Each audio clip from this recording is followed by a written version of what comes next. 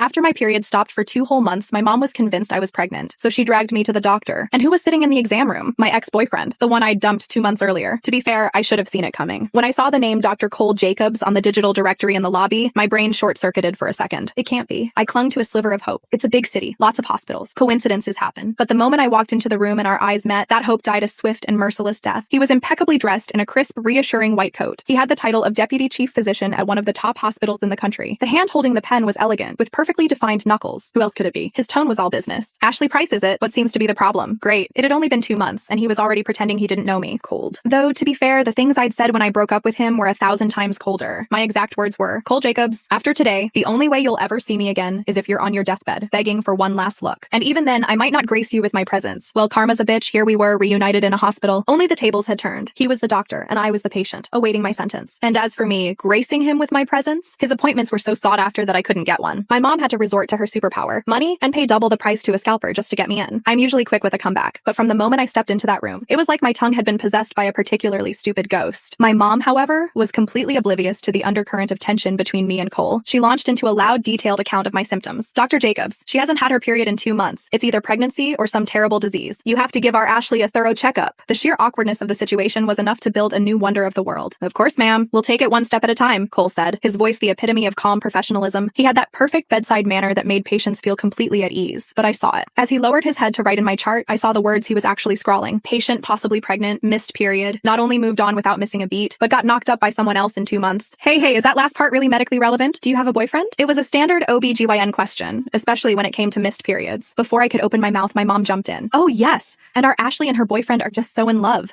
Practically inseparable. Have you taken a pregnancy test? Not yet. The second I found out she'd missed her period, I rushed her right over. It's so hard to get an appointment these days. My mom chirped. I see. On the surface, Cole's expression was placid, but my danger senses were tingling, and I could see the knuckles of the hand gripping the ballpoint pen turning white. The tip of the pen was bent at a 70-degree angle, pressing so hard it had torn through 3 layers of paper. Dude, that's my medical chart, not your burn book. So is it likely she's pregnant? My mom asked, her voice filled with hopeful anticipation. I shot to my feet. You know, I think I feel fine now. I actually feel like my period is about to start. I knew Cole's possessive streak. If I stayed in this room any longer, I was toast. But my mom shoved me back down into the chair. What are you talking about, dear? This appointment was so hard to get. Now that we're here, you need to tell the doctor everything that's wrong. I was on pins and needles, a nervous wreck. Cole finally adopted a more sympathetic tone. With you here, ma'am, Ashley might be a little embarrassed to talk. My mom had a light bulb moment. Oh, of course. What's there to be shy about? I've seen it all, she said as she walked out. Do you have any idea who this Dr. Jacobs really is? I wanted to scream. In bed, he's a complete animal. He only looks like a saint. As the clinic door clicked shut, it felt like a guillotine dropping. With the sole audience member, my mom, gone, Cole finally dropped the act. He put down the pen he hadn't been using to write my chart. The cool, aloof doctor, with his smoldering eyes hidden behind silver-rimmed glasses, let out a cold laugh. Well, Ashley, you've really outdone yourself. Who's the father? It's only been 2 months, and you're already pregnant. That person who texted me was right. You really are a— He stopped himself. Forget it. From now on, we go our separate ways. You're just a patient. It has nothing to do with me. His voice was laced with ice. I was completely lost. What text? What was he talking about? Had Cole fallen for a phishing scam? As God is my witness, my heart belonged to Cole and Cole alone. Okay, so maybe I was a little wild before I met him. Our first meeting was hardly the stuff of romance novels. I'd just finished a hellish project for a client and decided to celebrate by hitting a male stripper club with some friends. But our GPS, in its infinite wisdom, led us to a classy, quiet cocktail bar instead. We didn't bother checking the sign and just went in. The place had style, I'll give it that, but my tastes are a little less refined. As luck would have it, Cole was one of the bar's investors and happened to be there that night. When he brought our drinks, he offered a friendly warning. Mixing caffeine and alcohol isn't a great idea. It can cause heart palpitations. By then, my friends had already plied me with several rounds. I was seeing double. All I registered was a ridiculously hot guy standing in front of me. I grabbed his hand. Whoa, the talent in this place is top notch. How much for a night? Damn, look at these hands, these abs, premium quality. I don't remember much, but my friends later told me I didn't just grope him. I tried to wrap my arms around his waist and kiss him. They were so mortified they wanted to crawl into a hole and pretend they didn't know me. The next day, when I sobered up and learned of my transgressions, I was mortified too, but I couldn't get his face out of my head. So I shamelessly went back to the bar to apologize, which mostly consisted of me tugging on his sleeve and trying to get another look at his pecs. After I'd stalked him for 10 days straight, Cole finally had enough. He cornered me in an alley behind the bar. Ashley, are you here to apologize or to harass me? I just giggled. If you're with me, no more male strippers, he said, laying down his terms. And no ogling other guys. Can you do that? Of course, from now on, my heart is all yours, I vowed. Honestly, that night was the first and only time I'd ever considered going to a male stripper club. It was just a whim. But then I stumbled upon the man of my dreams, and I hadn't looked at another guy since. I was the one who said the harsh words, but Cole was the one who initiated the breakup. His reason was, I'm too busy with work at the hospital. I don't have enough time for you. I don't want to hold you back. What a load of crap. Of course, I had to fire back with something equally cutting. I had to win the breakup. But now he was accusing me of cheating, and it had something to do with a text message. There was definitely more to this story. Just as I was lost in recollection, Cole's voice sliced through the air like an ice pick, as cold and sharp as a scalpel. Get on the bed, top up, pants down. I clutched my shirt, refusing to budge. I've seen every inch of you. What's there to be shy about? When that didn't work, he just reached for my clothes himself. No, you can't, I squirmed like a worm on a hook. The commotion brought my mom back into the room. She saw me writhing on the exam table trying to escape his grasp. What is wrong with you? She boomed. There's nothing to be ashamed of. To a doctor, there's no such thing as male or female. He's just trying to help you. She rushed over and pinned me down. Dr. Jacobs, please just examine her. I want a different doctor, I croaked. This hospital is impossible to get into. I spent 3 days refreshing the app just to get this slot. You think we can just walk out? My mom said, crushing my last hope. Besides, didn't you say you wanted to marry your boyfriend and live happily ever after? Do you want to drag this out and make him worry? He's so busy. Do you really want to add to his stress? Don't you love him? In my mind, Cole and I were on a break, so I hadn't told my mom we'd broken up. The beautiful future she was describing was the one I'd imagined with him. These vows of a life together, so touching and sweet, were now turning the air sour. The more she talked, the darker both our faces became. He thought she was talking about the guy who'd supposedly knocked me up, and I was getting a headache just thinking about how I was going to explain this whole mess to him. Suddenly, a jarring ringtone shattered the tension. We should break up with dignity. It was Cole's phone. His ringtone was that one line on repeat. Wow, talk about holding a grudge. If he was really over it, would he still have that as his ringtone? He silenced the call without a word. In that brief moment, I caught a glimpse of his phone screen. His wallpaper was still a photo of us, except it was in black and white. Was he mourning our dead relationship? It hit me then. The breakup for him was real. Just then, Cole finally cut my mom off. We're about to begin the examination. I'll have to ask you to step outside, ma'am. Seeing that I had finally resigned myself to my fate, my mom gave me a few stern warnings, drew the privacy curtain, and went out to wait. As the shirt was slowly lifted, Cole merely glanced at his chest. Your new boyfriend has terrible taste. With my mom gone, I seized the opportunity. He's not my new boyfriend. There's no one else. It's only ever been you.